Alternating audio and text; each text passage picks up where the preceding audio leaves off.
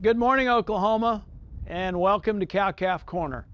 This week, we continue to talk about some of the financial opportunities that exist for those of us in the cattle business as a result of the heat and droughts and things that we've lived through for the past several months.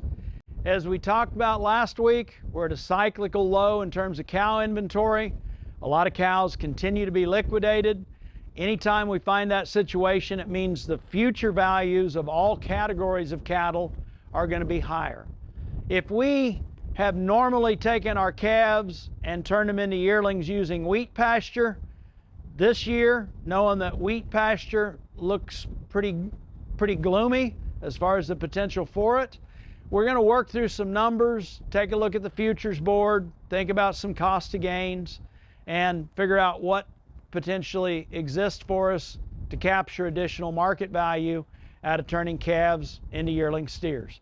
A peek at the futures board last Friday told us that the March contract for feeders was about $1.79. The May contract was about $1.85.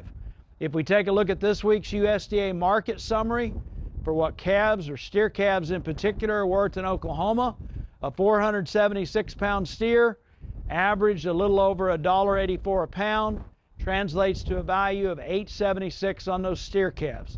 Now we could cash them in now at that value or take a look at some different limit feeding options to turn them into yearlings by next March or May. A colleague of mine, Dr. David Lallman, put together a ration. It's about 1/3 dry distiller's grain, 1/3 rolled corn, and 1/3 chopped wheat hay. And his math for prices at that time indicated that could be fed for about an 83-cent cost to gain, and cattle that were weighing about 500 pounds would gain about 2.07 pounds per day on it. At 85-cent cost to gain, some sort of ration that we can feed to gain at 2 pounds a day, over the next 180 days, we can turn a wean calf weighing 476 into an 836-pound yearling by the beginning of next May. We're going to have a feed bill in that one at a little over $300. It actually penciled out to about $306. I add that $306 value onto the current value of that wean calf that we didn't sell.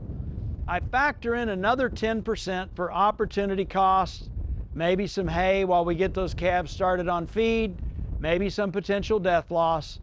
I arrive at a break even of just shy of $1,300 that I need to get out of that yearling steer by next May. According to the current futures board at $1.85, those 836-pound calves should be worth about $1,540 to $1,550, give or take. Consult with a nutritionist, operate like a business, and assess a reasonable cost of gain. For example, if we bump that cost of gain in this example all the way up to $1.30 a pound, takes our break even up to about $14.80, which still leaves us a little bit of margin in there relative to the current futures board. I hope this helps. I encourage producers, take the situations we're dealing with and find the opportunity in them. Thanks for joining us this week on Cow-Calf Corner.